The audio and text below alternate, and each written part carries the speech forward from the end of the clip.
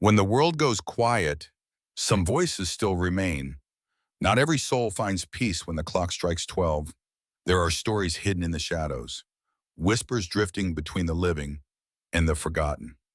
Some stories linger, some souls don't leave. Welcome to Stillness After Midnight, where every silence tells a story.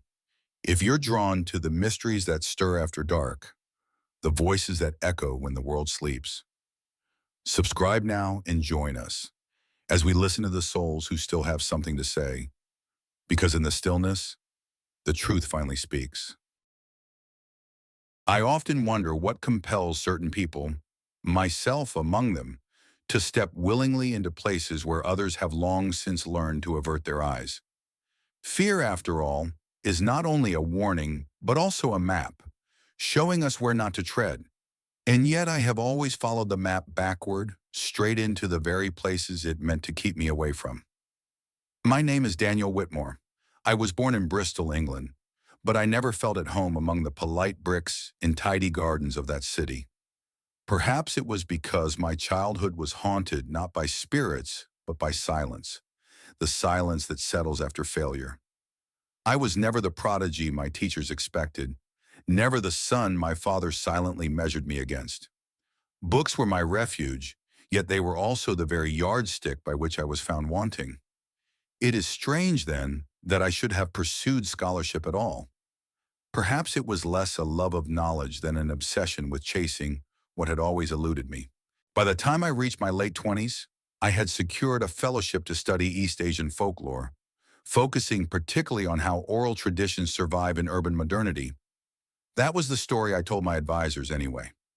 In truth, I wanted to chase the whispers, those stray stories that live in the shadows of textbooks, dismissed as superstition, yet still alive in the mouths of the elderly and the fearful. And it was in a quiet tea house in Yongno, on an evening that smelled of rain and wood smoke, that I first heard the story of the library. The tea house itself was a relic, wedged between two concrete buildings like a memory refusing to be erased. Inside, paper lanterns glowed softly, and the air carried the scent of roasted barley tea. A few old men sat scattered at low tables, their conversations a gentle murmur against the steady patter of rain outside. I was scribbling notes, more out of habit than inspiration, when one of them approached me. He was thin, his hair as white as candle ash, his handbag faded but neat. Without asking permission, he sat across from me, his gaze steady. In his eyes was the look of someone who has carried a story too long and is desperate, yet afraid to let it loose. "You are not from here," he said in careful English. I nodded. "I'm a researcher. Folklore." At that, something shifted in his expression. He leaned closer, lowering his voice until it was almost lost beneath the rain. "There is a library," he whispered. "Old, older than this city remembers, built beside a monastery that burned long ago. They say it holds more than books. It holds something bound." He paused, eyes flicking toward the door, as though to be sure no one else could hear. Inside is a shelf, covered in dust so thick it breathes. On it, books with stains that do not fade. Those who read from them, students mostly, become brilliant. Too brilliant. They rise like stars in the night sky. But then, always, they vanish. I felt a chill, though the room was warm. "Vanish?" I asked. He nodded once. "Gone. Their seats empty, their names whispered only in warnings. Some say they are taken into the books themselves. Others, that the spirit bound to the shelf takes them as payment." He leaned closer still, so close I smelled the bitterness of tea on his breath. "Do not go there. Knowledge is never free. Those books feed you brilliance, but they feed on you in return." Before I could respond, he rose abruptly, bowed with stiff formality, and left the tea house. I never saw him again. The story should have been a warning, yet to me it was a summons. A week later, I stood before the library. It hid itself at the end of a narrow street, pressed between shuttered shops and a crumbling stone wall. Its roof sagged under the weight of centuries, its wooden beams blackened by smoke and rain. Lanterns, cracked and unlit, hung like dead fruit along the eaves. The iron gates groaned as I pushed them open, their rust flaking like dried blood onto my hands. Inside, the air was thick with the smell of mildew and something sharper, metallic, like rust or blood.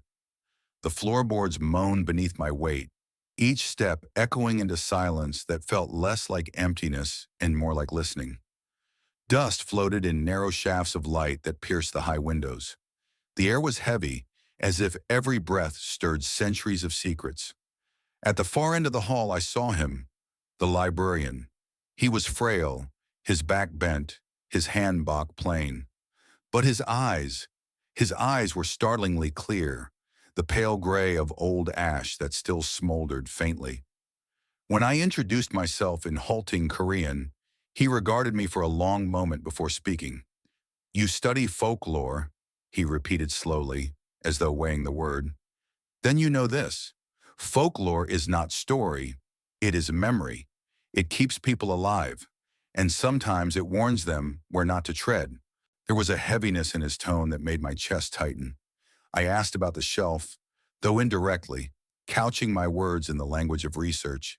His hands twitched, and for a moment I thought he might dismiss me, but then he lowered his gaze. "Every library holds secrets," he said at last. "This one holds a debt. Stay to the history section. That is enough for your work." And with that, he turned and shuffled into a shadowed corridor, lantern swaying at his side. His warning should have been final, but curiosity is a hunger that does not die with denial. I wandered the aisles, my fingers tracing spines faded with age. Some books were cracked leather, others worn parchment, their titles in gold long since dulled. Dust rose with each touch, swirling like breath. The silence was not oppressive but expectant, like the hush of a classroom waiting for someone to speak. Then I found it, the shelf. It stood against the northern wall, partially hidden by a hanging scroll. The scroll depicted a bodhisattva, serene, detached, but its silk was frayed, curling like cobwebs. I brushed it aside, and behind it the shelf revealed itself. Dust coated the books so thickly it seemed to move with the air. Their spines were mottled dark, as though stained by something that had seeped through the wood. Some bore symbols I could not recognize, others no title at all. The air sharpened around me, tinged with iron, biting the back of my throat. I reached out, foolishly, instinctively, my fingers hovering just short of touching the first spine. That was when I heard it, a murmur. So faint it could have been the settling of the building, but it came from between the books. Words, hushed, threading together like a lullaby. They had no shape, no clear tongue, yet I felt them inside my mind, brushing against my thoughts. I pulled my hand back sharply, heart pounding. The sound did not stop. It clung to the air, following me as I stepped away. That night, back in my rented room, the whispers followed still. Beneath the hum of the city, I heard it, the faint turning of unseen pages. When at last I drifted into sleep, I woke again to the sound of a book opening beside my bed. And in that darkness, I knew. The shelf had already found me. I told myself I would not return. After that first visit, after the whisper that clung to me like smoke, I swore I would stay away. Yet promises made in daylight are brittle things. By the second night, the hunger gnawed at me. I replayed the moment endlessly, my hand inches from the spine, the murmurs swelling inside my skull. Fear had forced me back, but fear was already losing its grip. 3 days passed. I avoided the library, burying myself in the safer corners of the university. I read journals, attended lectures, took notes with mechanical precision, but the words on the page meant nothing. My professors' questions felt weightless, their answers hollow. Every book outside that library seemed pale, lifeless, as though stripped of its marrow. The forbidden shelf had infected me, not with knowledge, but with longing. On the fourth day, I gave in. The library greeted me with its silence. The doors moaned as I pushed them open, and the air rushed out, stale and damp, carrying that same metallic scent. My footsteps on the wood sounded louder than they should have, reverberating through aisles of sleeping tomes. The librarian was at the front desk, lantern burning beside him. His hands rested on the counter, long fingers knotted with veins. His eyes lifted as I entered, and for a moment I thought he might rise to stop me, but he did not move. He only watched. "You should not go near it," he said, before I had spoken a word. His voice was calm, but beneath it trembled something like grief. "That shelf is not for the living." I forced a smile, thin and brittle. "They're only books. Surely paper cannot harm." At that, the librarian leaned forward, and in the lantern's glow, I saw the deep lines etched into his face. "Paper remembers," he said. "Ink binds. Some words were never meant to be repeated." His gaze fixed on me, sharp as a blade. "Promise me, do not touch them." The silence stretched until it became unbearable. I nodded, though the gesture felt false even as I made it. And in that instant, I saw in his eyes that he knew. My promise meant nothing. I moved deeper into the library, feigning interest in safer shelves. I traced spines of poetry anthologies, brushed dust from volumes of dynastic history. Students sat scattered among the aisles, their whispers fluttering like moths. But when my eyes drifted northward, toward the hidden wall, I noticed something peculiar. No one went near it. The desks in that direction were empty, chairs pushed in as though abandoned. It was late afternoon when the librarian retreated to his quarters. His lantern's light vanished into the corridor, leaving the hall dim. My pulse quickened. The scroll depicting the Bodhisattva hung still, its frayed edges stirring faintly. I pushed it aside. The shelf loomed before me. Dust clung to it in thick layers, yet it seemed to breathe, lifting faintly as though stirred by invisible hands. The spines were darker now, mottled with irregular stains. The smell of iron sharpened, catching in my throat. I reached out, my fingers trembling, my breath shallow. "You heard it, didn't you?" The voice snapped the silence in two. I spun, heart hammering. A young man stood behind me, only a few paces away. He wore a university uniform, jacket crisp, tie knotted too tightly. His face was pale, eyes ringed with exhaustion. "What?" I asked, voice unsteady. He stepped closer, lowering his tone. "The whispers, once you hear them, you cannot forget. They follow you, even in dreams." The air seemed to thicken around us. I swallowed hard. "And you?" His smile was brittle, lips trembling. "I read from them. Only a page once. It was enough. My mind, it burned.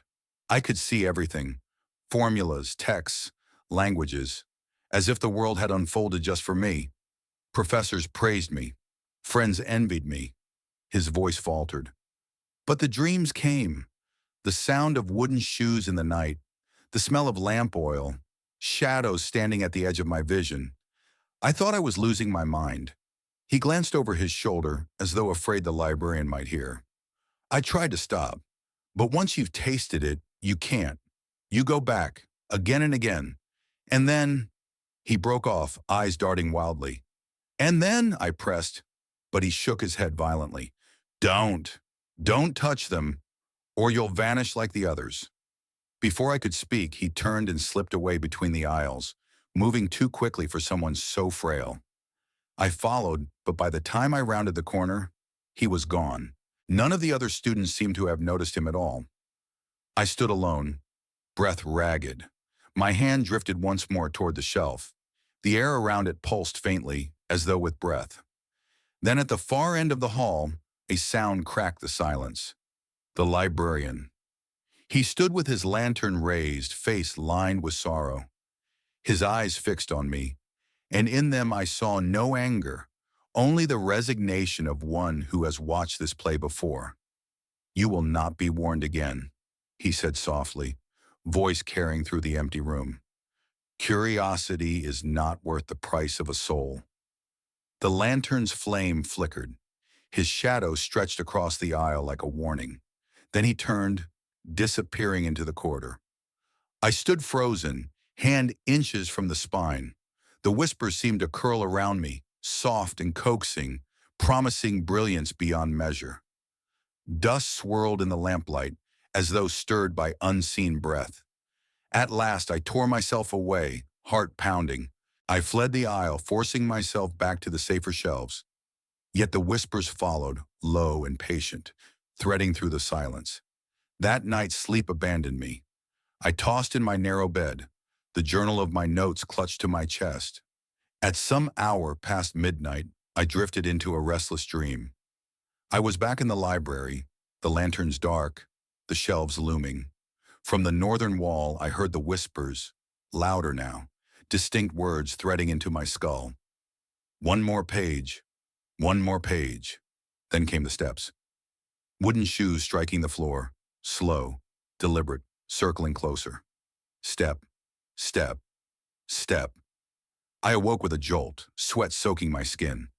My room was dark, the lamp unlit, but the smell of burning oil lingered in the air, heavy and undeniable. And in the silence, I swore I heard it again. The faint flutter of a page turning, just beyond my ear. I tried to resist. For 4 nights, I swore I would not return.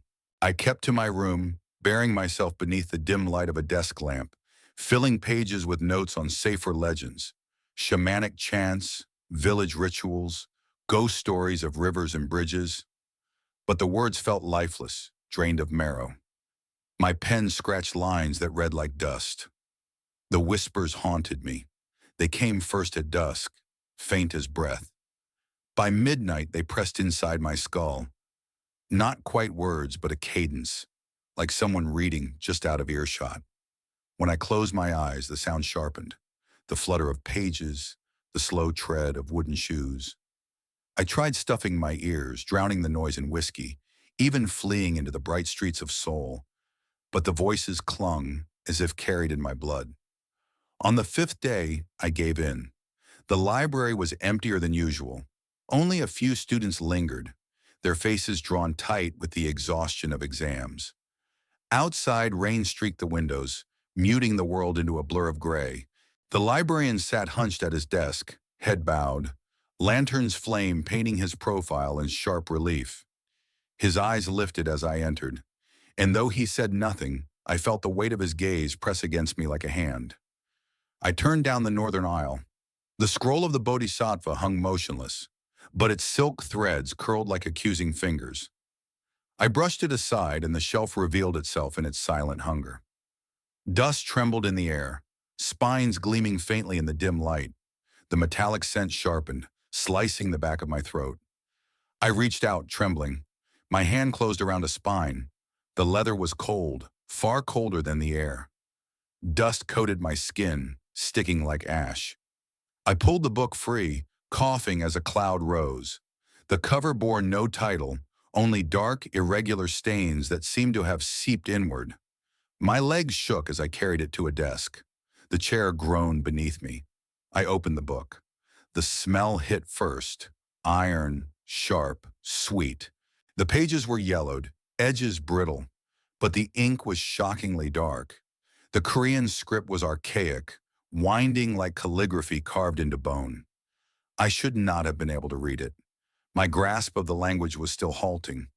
Yet the words unfolded in my mind as though they had always belonged there. At first I marveled. Sentences that should have taken hours of translation burned straight into comprehension. Names, histories, philosophical paradoxes, all lit up in perfect clarity. My pulse quickened. My pen flew across my notebook, recording what felt like revelation. And then, the murmurs began. Soft at first, threading beneath the scratch of my pen, then clearer. Voices, many at once, weaving together like overlapping streams. They spoke in Korean, but also in Chinese, Japanese, even Latin. And I understood them all. Read more. Just one more page. Brilliance lies ahead. Read. My vision blurred. The letters on the page seemed to ripple, rearranging themselves into patterns, then questions I had never dared to ask. My hand turned the page almost of its own accord. The voices swelled. Some coaxed gently, others hissed with hunger. My chest throbbed with heat, my temples hammered with light. Knowledge surged like fire through my veins. I understood formulas I had never studied, histories I had never heard, riddles I had never known existed. And then, amid the chorus, one voice rose above the rest. Low, measured, heavy with intent, it whispered my name. Daniel. I froze. My pen slipped from my hand, clattering against the desk. Daniel, you belong here. The blood drained from my face. My heart raced so violently I thought I might collapse. My eyes darted around the hall, but the other students sat oblivious, lost in their own books. None looked at me. The voice pressed closer, so near it seemed to speak directly into my ear. Turn the page. Take what is yours.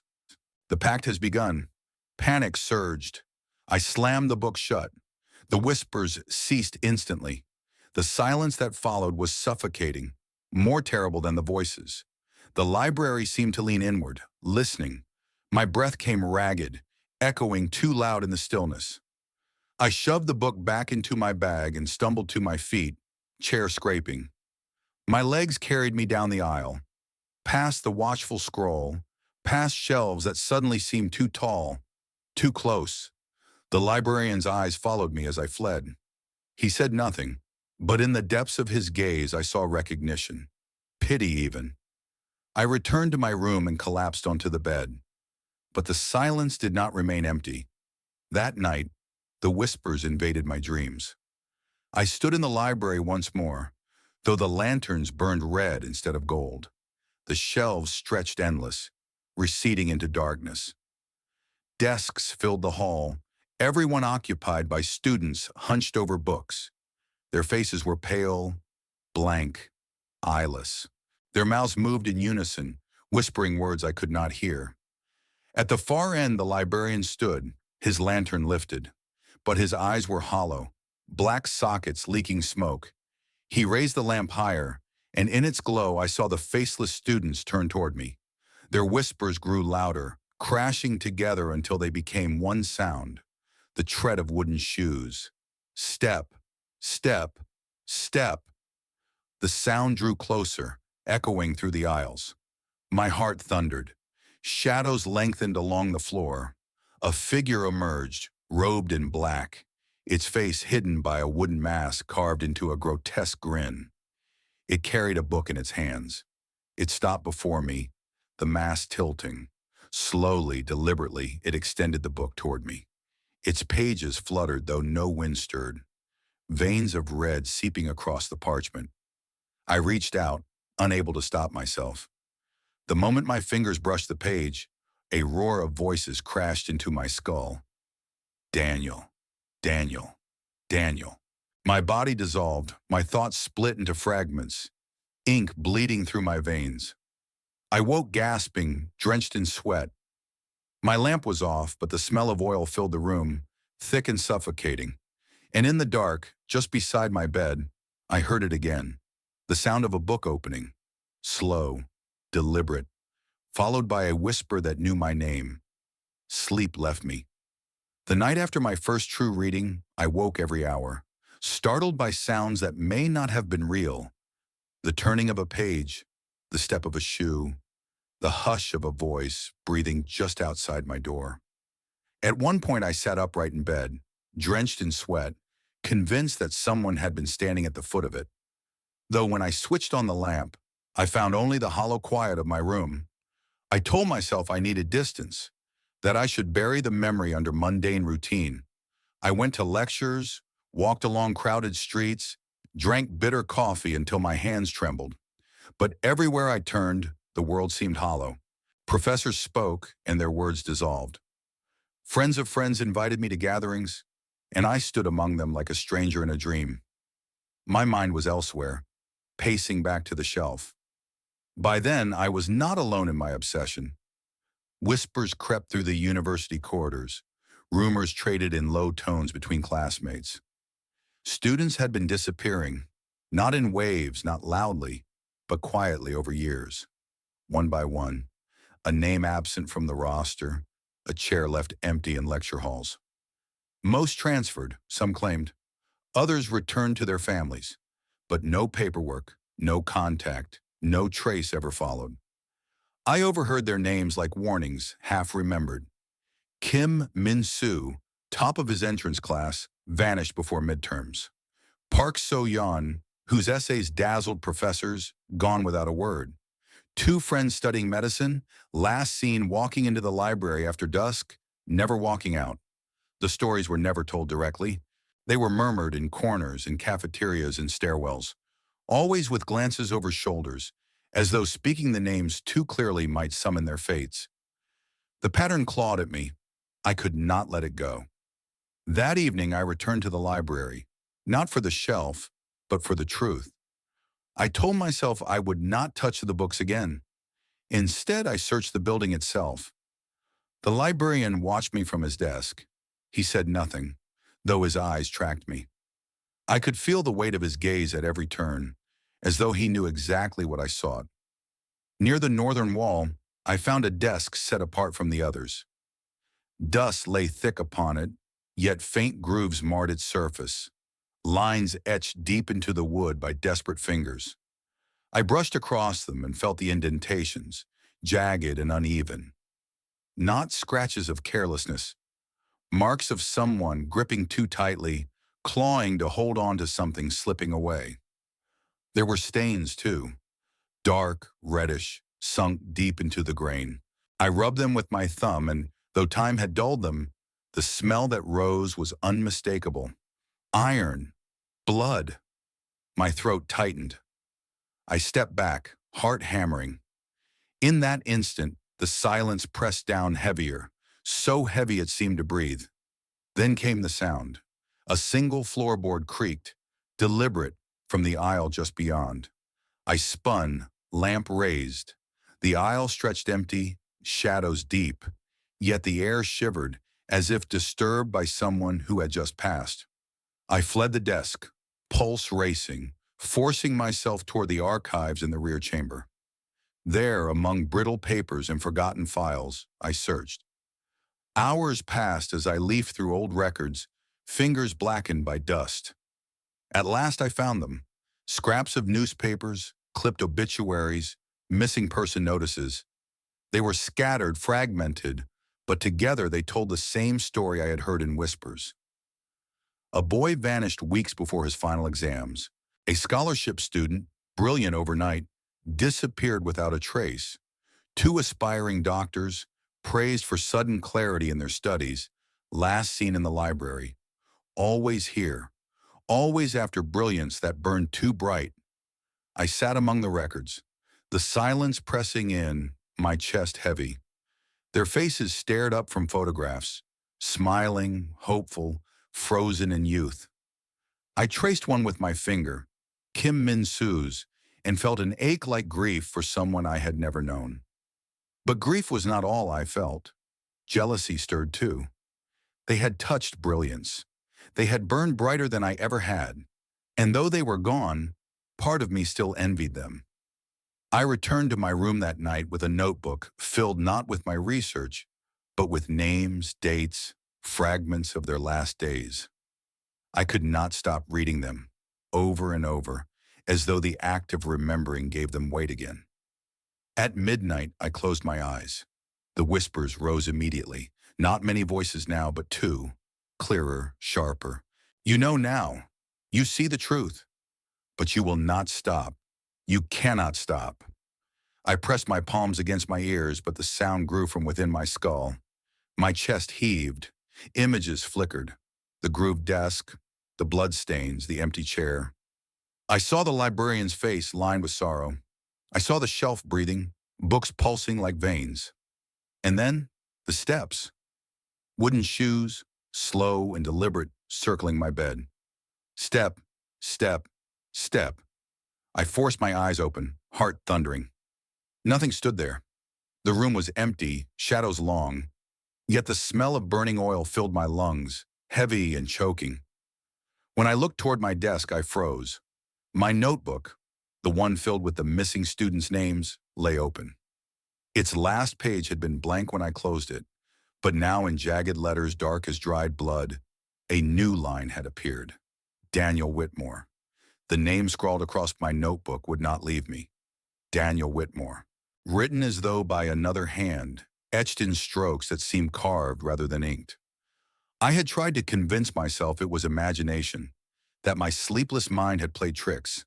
But no matter how many times I closed the book, the letters were there again when I reopened it. Dark, uneven, staining deeper with each glance. By then, I knew resistance had become a performance. My footsteps carried me back to the library each evening, as if the city streets bent inward toward it. I told myself I went in search of answers, that I was investigating, documenting, but my heart knew the truth. Curiosity was no longer innocent. It was hunger. The librarian watched me with hollow eyes as I entered. He never spoke now. He simply sat, hands folded, his lantern's glow sharp against his weary face. Once, I thought his silence a warning. Now I wondered if it was surrender. I walked to the northern wall. The scroll of the Bodhisattva stirred faintly as I passed, its frayed threads trembling like nerves. Behind it, the shelf waited, less a structure of wood and paper now than something alive, pulsing faintly, breathing. I reached for a different book this time. Its cover was heavier, the leather mottled with stains. My hand shook as I carried it to the desk. The moment I opened it, the smell rose, metallic, cloying, unmistakably blood. The script was archaic again, characters winding in dense black lines. I bent over the page and almost immediately the words shifted. They pulsed, blurred, then sharpened into perfect clarity. Sentences I should not have understood poured into me as if I had known them since birth. Histories of dynasties lost to fire, secrets of ritual chants, equations carved into temples long since crumbled. My mind drank them in, ravenous. My pen moved furiously, scribbling notes until my wrist ached. Then, midway through the page, the ink changed. The black strokes darkened further, swelling until they bled at the edges. Letters blurred, dripping into one another. Slowly, a red hue spread, veins branching across the parchment like cracks through glass. I touched the margin without thinking. My finger came away sticky, stained red. Blood. My breath caught. I wiped my hand on my sleeve, but the stains smeared deeper. My chest tightened, heart pounding with both terror and desire. For the words did not stop. They rearranged again, forming sentences that could not have been there. Clarity for devotion, brilliance for surrender, a soul for a page. The whispering rose instantly, not the faint murmurs I had grown used to, but a single voice, sharp and steady, vibrating inside my bones. Knowledge is not free. Wisdom has a cost. Do you wish to rise above them? To shine beyond their reach? I staggered back, but my eyes clung to the words. They burned in my skull, etched behind my eyelids. My body shook with fear, yet the hunger roared louder. For every drop of dread, a drop of desire matched it. I snapped the book shut, gasping. The sound cracked through the silence of the hall. For a moment, all was still. Then the shelf moved. Not much, only a tremor, but enough. The books quivered, spines shifting. From between them seeped threads of red, trickling down the wood. Drops fell, striking the floor with a hollow rhythmic beat. 1, 2, 3. The air thickened. Dust spiraled upward like smoke. My lamp flickered, flame bending inward as though drawn to a breath I could not see. I stumbled back, knocking my chair.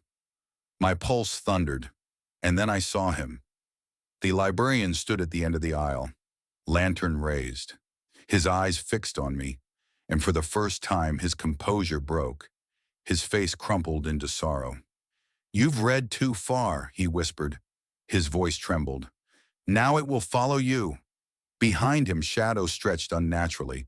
For an instant, I thought I saw a figure rising within them, Tall, robed, face hidden by a wooden mask carved in a grin. Its outline flickered like smoke, but the sound of wooden shoes echoed sharp and clear. Step, step, step. I ran. The city outside should have grounded me, but even among neon lights and bustling streets, the whispers followed. That night, back in my room, I scrubbed my hands raw, but the faint stain remained, as though the page had marked me. When at last I collapsed into bed, the whispers returned, not coaxing now, but chanting. One soul for a page. One soul for a page. I pressed my hands to my ears, but the sound came from within, and in the corner of the room, where the lamplight did not reach, I thought I saw the outline of a book lying open, its pages fluttering, though no wind stirred. I told myself it was research, that spending the night in the library would be an experiment, nothing more, a way to observe and record, to separate fact from superstition. But in truth, I already knew what I sought. I wanted to stand inside the silence, to feel the whispers at their source. Some part of me believed that if I looked straight into the heart of the mystery, I might seize it, control it, even master it. That was the lie I carried with me when I approached the librarian that evening. He sat at his desk as always, lantern casting sharp shadows across the deep lines of his face. His eyes lifted as I drew near. He did not ask why I had come so late. He already knew. "You intend to stay," he said, voice low, steady. I nodded. "I need to understand." His hand hovered over the lantern for a long moment. Finally, he slid it across the counter toward me. "Light," he said, "reveals only what wishes to be seen. Remember that." The words clung to me as I moved deeper into the library, the lantern trembling faintly in my grip. By day, the building was strange, but not unbearable. At night, it became something else entirely. The silence thickened until it pressed against my skin. Not the silence of emptiness, but of anticipation, as though the entire building leaned inward, listening. I chose a desk near the northern wall, though I could not yet bring myself to push aside the scroll. The bodhisattva gazed down in painted serenity, its frayed silk threads brushing the wood like strands of hair. I placed the lantern on the desk, opened my notebook, and sat. The hours stretched. At first, there was only the sound of my pen scratching, the occasional creak of old wood. The lantern's flame wavered, its glow fragile against the ocean of shadows. Dust drifted in faint spirals, illuminated for a moment before dissolving again. Midnight approached. My eyelids grew heavy, my notes clumsy. I told myself nothing would happen, that the stories were only stories, that the hunger I felt was only in my head. Then the silence broke. At first, a faint rustle, like paper shifting. My head snapped up. The air was still, windows sealed. Yet the sound came again, deliberate, slow. The unmistakable flutter of a page turning. I rose, lantern in hand, pulse thundering. The sound drew me toward the northern aisle. The scroll swayed slightly, though no wind moved. And behind it on the wall I saw a shadow, a silhouette, tall and narrow, stretched across the plaster. It moved with the rhythm of someone reading, head bent, body still, then a faint gesture as though turning a page. My throat tightened. "Who's there?" My voice cracked, thin against the silence. No reply, only the sound of a page turning again, slower this time. I stepped closer, every instinct screaming against it. With a trembling hand, I pulled the scroll aside. The shelf stood in its place, book silent, dust thick. No figure, no reader. Yet as I stared, the wood quivered faintly, like the rise and fall of a chest breathing. Dust sifted downward, spiraling as though drawn into invisible lungs. The lantern flickered violently. The flame bent inward toward the shelf. I stumbled back, clutching the lantern, nearly dropping it. My breath came ragged. The silence that followed was not relief, but weight, pressing heavier, as though something unseen had acknowledged me. I fled down the aisle back to my desk. My pen trembled in my hand as I forced words onto the page. The shelf moved. It breathed. The words looked mad even as I wrote them, but the truth sat heavy in my chest. The night dragged on. Hours passed in strained quiet, broken only by the occasional creak of floorboards, the faint groan of the building. My body ached with exhaustion, but my mind remained taut, waiting. Then just before dawn, the final sound came. Not the flutter of pages this time, but whispers. Dozens, maybe hundreds, rising together in a low chorus. They slipped through the aisles like wind through reeds, layering into words that chilled me to my core. Read us, stay with us, forever. The lanterns sputtered, flames shrinking to a thread. Darkness pooled across the floor. I pressed my notebook shut, clutching it to my chest like a talisman. My pulse roared in my ears. When morning light finally pierced the high windows, the whispers fell silent. The library seemed ordinary again, dusty, still, almost benign. But as I stumbled out into the gray dawn, my body shaking, I knew the truth. Silence in that place was never empty. It was full of watching eyes, of unread voices, of pages that longed to be opened. And now it had spoken to me. I woke the next morning hollow. My limbs trembled when I tried to lift the pen from my desk. My reflection in the mirror looked like wax, skin pale, eyes sunken, lips cracked from sleepless nights. Yet beneath the weakness pulsed something intoxicating, clarity. I remembered every word I had read. Entire passages played in my head as though engraved there. Histories, equations, archaic prayers, they unfolded with effortless precision. I could connect them all, weave them into patterns that no lecture, no textbook had ever illuminated. It was terrifying. It was glorious. I should have fled. I should have burned my notes, left the city. But hunger drowned reason. The taste of brilliance had poisoned me, and I wanted more. The days blurred. Ordinary study became unbearable. Professors spoke, and their words sounded thin, childlike.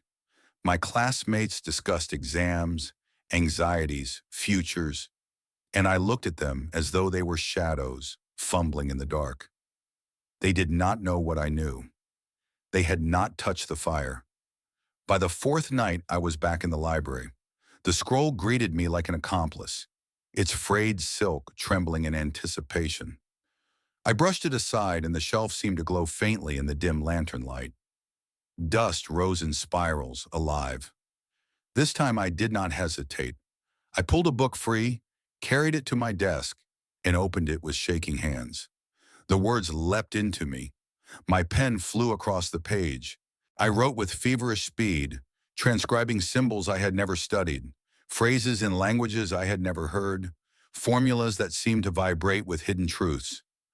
Sweat dripped down my temple. My chest ached, but I could not stop. Each page I turned poured more fire into my mind. The whispers swelled. Not a chorus now, but a tide. They overlapped, urging, coaxing, commanding. Chosen, worthy, ours. I devoured until the lines blurred, until my vision swam with light. When at last I shut the book, my body collapsed against the desk, trembling as though fevered. I stumbled back to my room that night delirious. My hands shook uncontrollably, but my mind burned with brilliance. I wrote for hours without pausing, covering page after page of my journal with symbols that seemed dictated by someone else. At times I could not even read what I wrote, but I knew it mattered. It all mattered. At dawn I collapsed on my bed, pen falling from numb fingers, and then the dream came. I stood in the library, but it was not the library I knew. The lanterns burned crimson, shadows stretching unnaturally long. The shelves towered higher than walls, their rows vanishing into endless dark. From between the aisles came the sound. Step, step, step. Wooden shoes striking the boards with deliberate rhythm. The figure emerged. Tall, robed in fabric that flowed like ink. A mask of wood covered its face, carved crudely into a human shape, its lips frozen in a permanent grin. Its eye sockets were hollow, gouged deep, and yet I felt its gaze pierce me. In its hands, it carried a book. It stopped before me. The mask tilted slightly as though studying me. Then slowly, it extended the book outward. Its pages fluttered on their own, veins of red spreading across the parchment. I could not move. My body was frozen, every nerve burning with anticipation and dread. When my fingers brushed the page, the whispers roared. 1,000 voices crashed into me. Daniel, Daniel, Daniel. My name over and over until it split my thoughts into fragments. The figure's voice rose above them all, low, steady, resonant. This is the pact. Knowledge for life. Brilliance for surrender. Read and be mine. My chest tightened, breath caught in my throat. I felt myself dissolving, my veins flooding with ink. Pages tore open inside my skull, each one filled with words that burned like fire. I screamed, but the sound was swallowed by the whispers. I woke gasping, drenched in sweat, my chest heaving. The room was silent, yet the smell of lamp oil clung to the air. My notebook lay open on the floor, though I had not dropped it. Its pages were filled with symbols I did not remember writing, dense and tangled, like the scrawl of a man possessed. I pressed my hands against my face, trembling. My heart hammered as if it would burst. Yet even as fear raged, hunger burned stronger. The pact was already written in me. I stumbled to the mirror. My reflection stared back, pale and hollow. But behind my own face, faint and fleeting, I swore I saw the mask grinning through. The hunger grew unbearable. Each day away from the shelf stretched like a punishment. Each night filled with whispers that grew louder, sharper, closer. My body weakened, but my mind burned with fever. I had stopped attending lectures, stopped answering messages from colleagues. The world outside the library became a blur, drained of meaning. Only the shelf remained real. It was on the night of the full moon that I returned. The air itself seemed heavier, thick with anticipation, as I walked the narrow street. Clouds smothered the sky, but a red glow flickered faintly at the end of the lane. My heart lurched when I saw it. The library was lit, not by lamps or streetlights, but by lanterns. They hung along the eaves, cracked and ancient, yet blazing with crimson light. Their glow bled across the courtyard like pools of blood and water. They swayed, though no wind stirred, casting long shadows that writhed across the ground. I stopped at the gate, breath shallow. Every instinct screamed at me to turn back. Yet my feet moved forward, drawn as if by invisible strings. Inside, the air was thick with heat. The wooden beams groaned faintly, as though under strain. Shadows shifted across the walls, flickering in unnatural rhythm. I clutched my lantern tighter, though its pale flame seemed feeble beside the crimson glow. At first, the library appeared empty. The desks were bare, the aisles silent. But as I walked deeper, I realized the silence was not absence. It was anticipation. The air vibrated with it, low and steady, like the hum of a drum waiting for the first strike. And then I saw them. Rows of desks stretched down the central hall. At each one sat a student, dozens of them, maybe more, their uniforms pristine, their posture rigid, their heads bent over open books. My chest tightened. I stepped closer, lantern trembling in my hand. Their faces came into view, pale, hollow, eyeless. Where eyes should have been were only smooth depressions, blank and glistening. Their mouths hung slightly open, lips cracked, as though long unwatered. The sight froze me in place. One lifted its head. Its sockets turned toward me, empty yet searing. Then another, and another. In eerie unison, they all raised their heads, hollow faces tilting upward. And then they spoke. Not in screams, but in whispers. Layered, countless, relentless. Read, read, read. The sound crawled under my skin. My pulse hammered, my breath shallow. The whisper grew louder, rippling through the hall, like the hiss of wind through reeds. The desk creaked. Fingers tapped against the wood, slow and rhythmic. a hollow beat, syncopated with the pounding of my heart. I staggered back, clutching the lantern. Its flames sputtered, shivering in the suffocating heat. The eyeless students leaned forward, mouths opening wider, their whispers sharpening into command. "Read it! Read it!" The nearest figure rose from its desk. Its uniform sagged on a body too thin, bones jutting beneath fabric. Its hands stretched toward me, fingers long, nails darkened. "Stay back," I choked, voice cracking. But they did not listen. More chairs scraped across the floor, a shriek like knives dragged across stone. The students rose one by one, their eyeless faces fixed on me. Their mouths moved faster, whispers overlapping, swelling into a storm. "Read, read, read." I turned toward the northern wall. The scroll of the Bodhisattva swayed in rhythm with the chant, threads curling like tongues. Behind it, the shelf pulsed. Its spines glowed faintly, wet crimson seeping from between the books. Drops fell steadily, striking the floor in hollow beats that matched the tapping fingers of the students.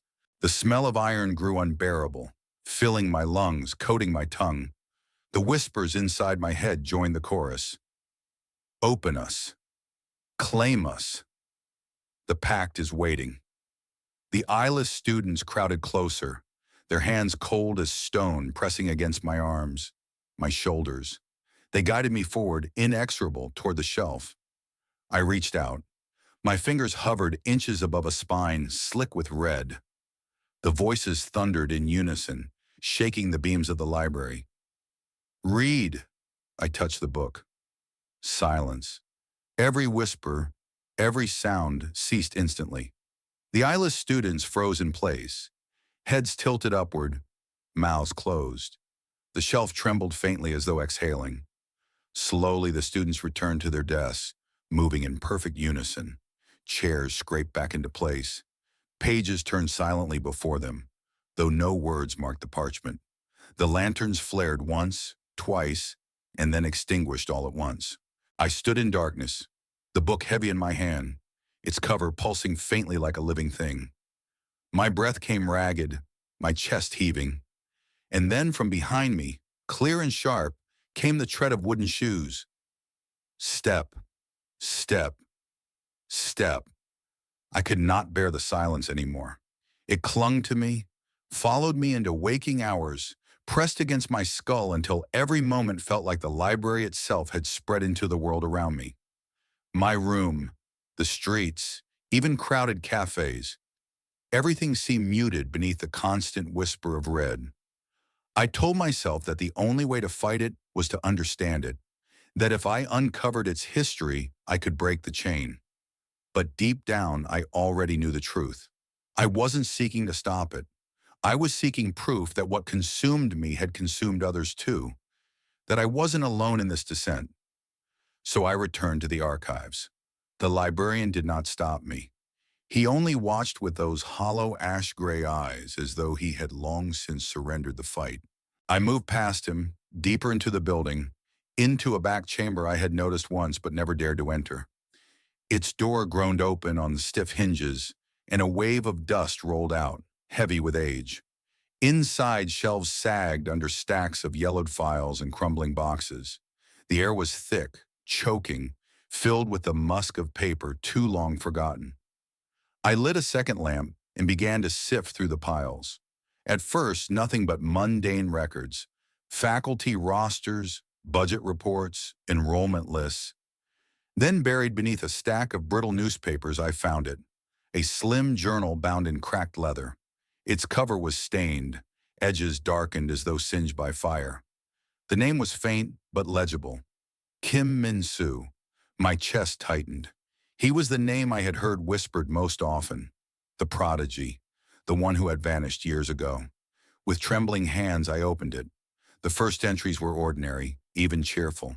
Notes about exam schedules, brief sketches of friends drawn in the margins, reflections on classes. But as the pages turned, the handwriting shifted, growing tighter, sharper, pressed deep into the paper as though carved in desperation. April 12th, I found a book today, dusty, hidden. It knew me. It spoke to me. When I read it, the words burned in my head.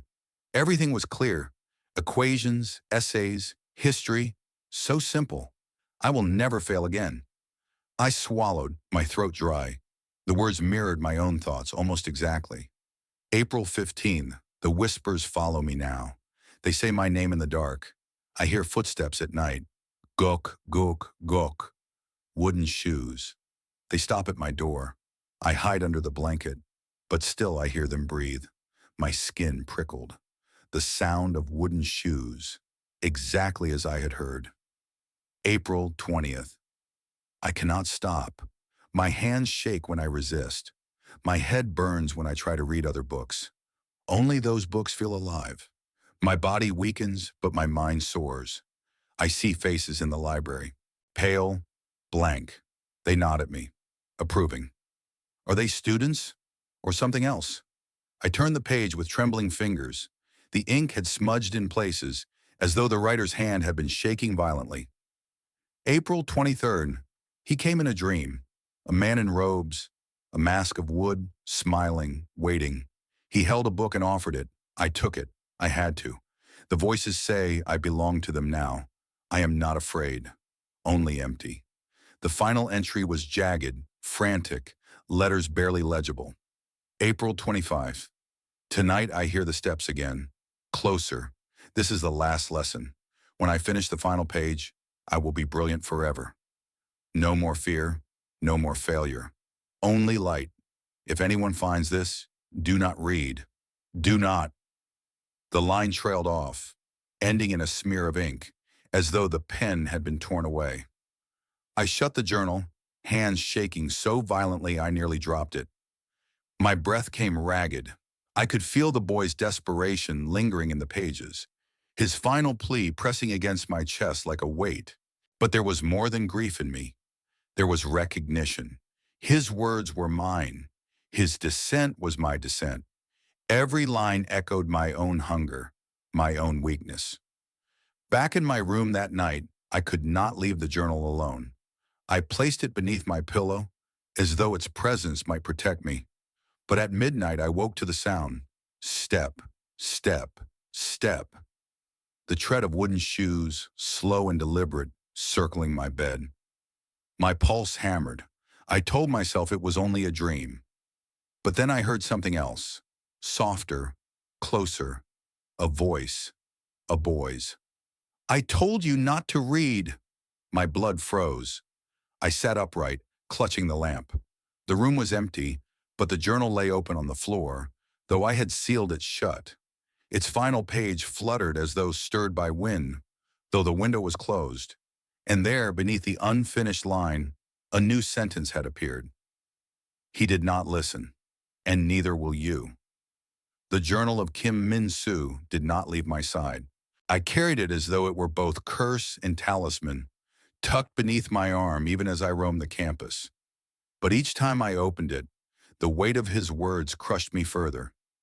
His dissent mirrored mine too precisely, line for line.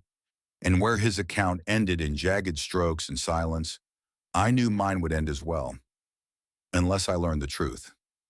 That was why I returned to the library the following evening. Not to the shelf, not to the whispers, but to him, the only man who seemed to know the shape of what hunted me. He sat at his usual post, lantern burning low, casting deep shadows across his hollow cheeks. His eyes lifted as I approached, and for a long time he said nothing. At last his gaze drifted to the journal clutched against my chest. You found it, he murmured. I nodded. My throat was dry. You knew. His expression darkened, a tremor flickering in the lantern light. I know them all. Every student who vanished, every journal left behind. A bitter laugh escaped my lips. And yet you let it continue. You watched them disappear one by one. Why? The question seemed to wound him. His shoulders sagged, and for the first time I saw not menace but exhaustion in his face. Because I have no choice, he whispered. I stared at him. What do you mean? Without another word, he rose, lantern in hand, and beckoned me to follow. His steps carried us down a narrow corridor at the rear of the library, one I had never dared to enter. The walls here were older, blackened by smoke, carved faintly with symbols I could not decipher. At the end stood a heavy wooden door, its frame marked with faint seals in red ink, long faded. The librarian drew a key from within his sleeve, its surface dark with age, and slid it into the lock. The door groaned open, releasing a draft of air that smelled of dust, ash, and something faintly sweet, like burnt incense. Inside lay a chamber unlike the rest of the library. The room was small, lit only by the librarian's lantern, its walls lined with scrolls and cracked manuscripts stacked in fragile towers. Some bore blackened edges as though scorched. Others were bound with cords, the knots hardened by time. He set the lantern down carefully. "This library," he began, voice low, "was never meant to be just a place of study. It was built beside a monastery long ago, when monks first discovered the spirit. They could not destroy it. They could only bind it. The shelf is its prison, every book a chain, every page a seal." His words pressed against me like lead. I clutched the journal tighter. "A prison that feeds," I said softly. He nodded. "The spirit is clever. It offers what mortals desire most: brilliance, clarity, the light of knowledge. But each gift has its price. A page for a soul for a page. The pact is older than any of us." I shook my head. "Then burn it, tear it apart. Surely you've tried." His eyes lifted to mine, sharp and weary all at once. "We did. Fire only strengthens it. Water slides away. Hammers splinter the wood, but never the heart. Each attempt to unbind it ended with more lives claimed. My own father, he tried once. The spirit marked him. He was gone within a week." His voice broke at that, raw with grief. "And so the monks learned. If it could not be destroyed, it must be contained, guarded, and passed down." The silence deepened, heavy with the weight of inheritance. "You mean," I whispered, "you are its warden?" He nodded slowly. "Not by choice, by blood. My father, his father, and his before him, all sworn to guard this place, to keep the seal intact. Each generation pays the debt."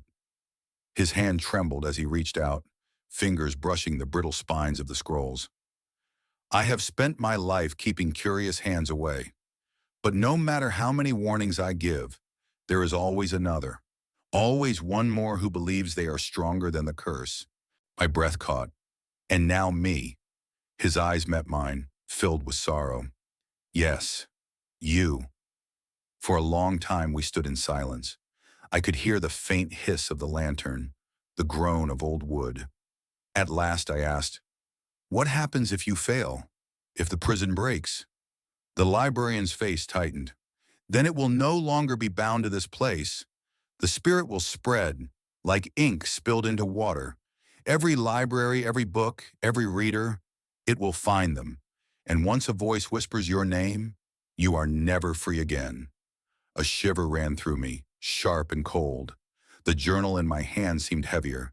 He stepped closer, his voice a harsh whisper. "Leave. Now. Throw it away. Forget this place while you still can." But his plea fell hollow in my ears. For though fear thundered in me, hunger still roared louder.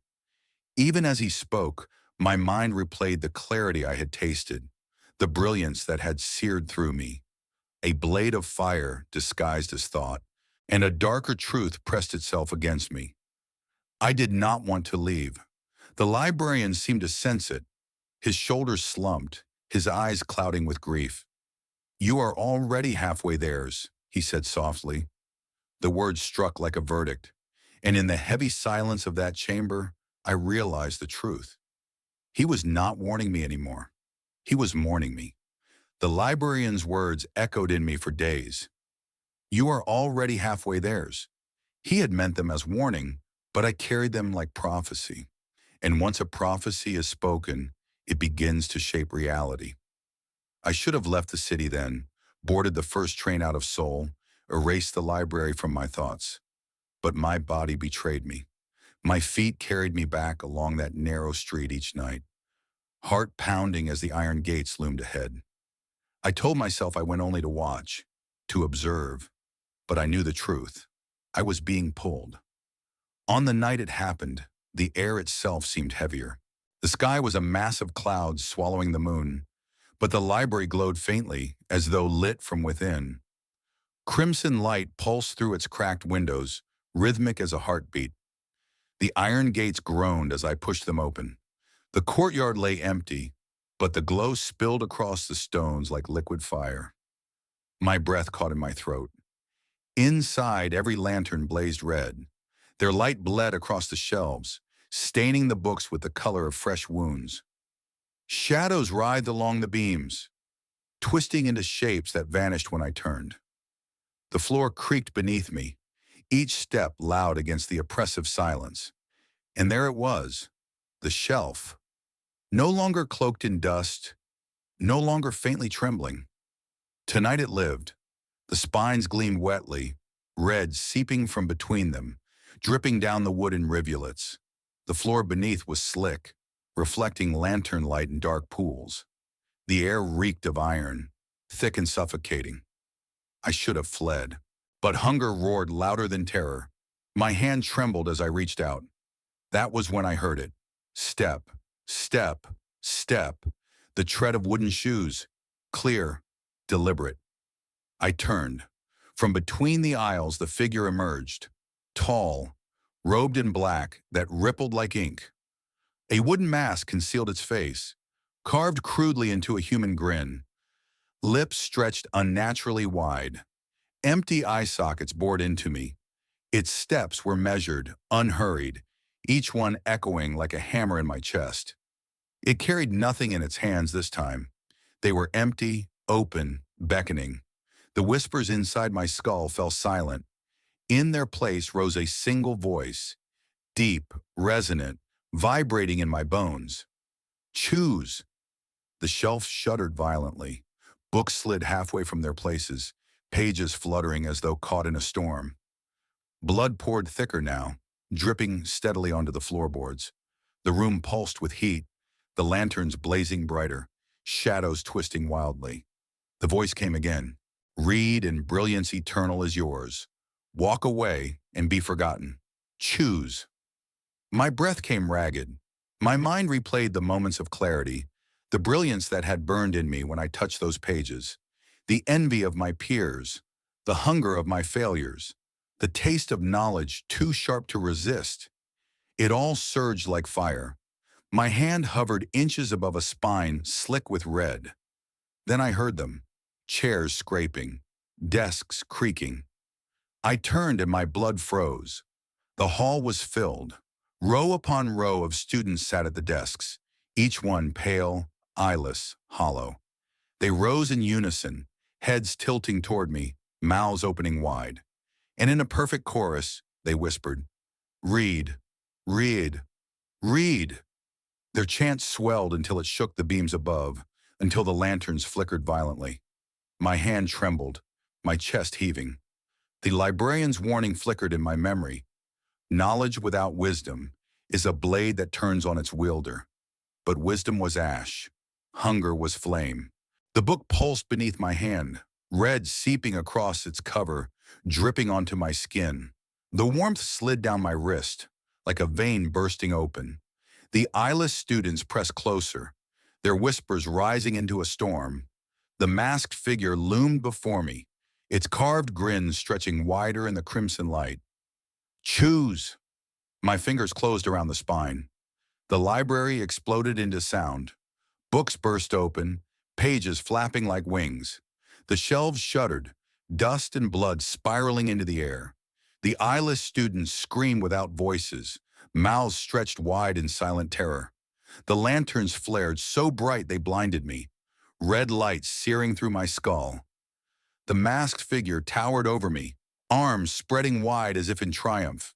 Its empty sockets locked onto mine, and I felt myself being pulled, torn from flesh, dissolved into ink and whisper. The book lay open in my hands. On its page, letters burned into being, glowing crimson. Slowly, inexorably, they shaped themselves into words. My name, Daniel Whitmore, claimed. The whispers surged, triumphant, and in that moment, I knew the pact was sealed. They say the library still stands. Students pass it each day without noticing. Its gates rusted, its lanterns long dead. To most, it is only another relic, an old building swallowed by the city's hunger for glass and steel. Yet those who have lived here long enough, who remember the missing names, do not cross its threshold. They walk faster when they pass, their eyes fixed firmly ahead, as if afraid to look too long. But I know better, because I was there the morning after Daniel vanished. The dawn light crept pale through the cracked windows, spilling across the wooden floor. At first glance, the library looked ordinary, dust thick on the shelves, silence heavy as ever. Yet something felt changed, as though the very air had tightened, as though the building itself had drawn a breath it would never release. I searched the aisles, heart hammering, and found no trace of him. No journal, no notes, no lantern, only his desk. The chair was pulled close, its wood grooved with marks too deep for ordinary hands. On the surface lay faint smears, darkened to brown, as though ink had spilled, or blood.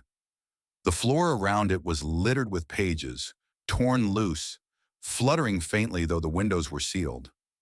I gathered them in shaking hands, but they dissolved into dust before I could read them, leaving only the bitter scent of iron. The shelf loomed silent. Its books sat neatly again, dust already settled. But when I reached out, I swore I felt heat radiating from it, as though it had fed and was sated. The librarian stood nearby, lantern unlit, face hollow with sorrow. He said nothing, only bowed his head. And in that silence I understood. He had seen it before. He had buried too many names. Daniel Whitmore was gone. Another soul claimed. Another chair left empty. Weeks passed, and rumors spread quietly. Some said Daniel had returned to England. Others claimed he had transferred to another university, that he had fallen ill, that he had gone mad. No one spoke of the library. They never do. Yet I saw his name scratched faintly into the wood of that desk, etched as though by a hand not entirely his own. The memory of it gnaws at me still. At night I dream of him. I see Daniel seated at that desk, body rigid, eyes blank. His lips move, but no sound comes. Then I realize the whispers I hear in the dream are not around me, but through him. He has become one of them, a voice among the chorus, forever bound to the pages. Sometimes when I wake, I hear it still, the faint turning of a page, the slow tread of wooden shoes circling my bed. Step, step, step. I tell myself it is imagination. But then I remember the librarian's face, hollow with resignation. I remember the journal of Kim Min Soo, the final line unfinished, do not read. Who? Do not. And I remember Daniel's name burning crimson across the page of that living book. Perhaps the curse does not end with the library. Perhaps it spreads like ink seeping into water through every retelling, every whisper. Perhaps even now as you listen, it brushes against you, marking your name in a book you have never seen. The chair is still there. Always one chair left empty, tucked near the northern wall.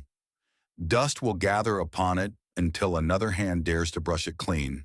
And when they do, the pact begins again. So if you ever find yourself walking those narrow streets, if you see lanterns glowing red when they should not burn, I beg you, do not enter. Do not brush aside the scroll. Do not touch the shelf, because once the book whispers your name, it never lets go. And if you ignore this warning, if you choose to sit in that chair, remember this. Daniel once sat there too, and perhaps even now, he still does.